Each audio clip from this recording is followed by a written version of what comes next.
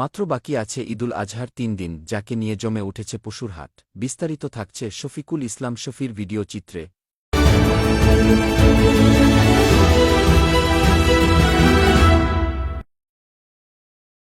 সময় কম থাকায় বেচাকেনায় হাজারো খামারি ও ক্রেতাদের উপসে ভরা ভিড়। এবারে উত্তরের জেলা কুড়িগ্রামের নাগেশ্বরী উপজেলায় ডিএম একাডেমি ফুটবল মাঠে সবচেয়ে বড় পশুর হাটটিতে প্রতিদিন সকাল বিকাল সন্ধ্যায় আনন্দ উৎসাহের মধ্যে দিয়া চলছে পশু কেনাবেচা।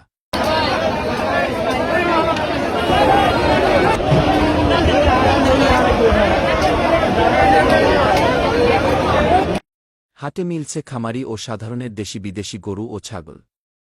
বিভিন্ন জায়গা থেকে আসছে ক্রেতা বিক্রেতা এবং হয়রানি ছাড়াই সঠিক মূল্যে পাচ্ছে কোরবানির পশু। বুধবার পর্যন্ত এ হাটে বেচাকেনা চলবে বলে জানান হাট কর্তৃপক্ষ উপজেলা বিএনপির যুগ্ম আহ্বায়ক প্রভাষক আলামিন সহ স্থানীয়রা।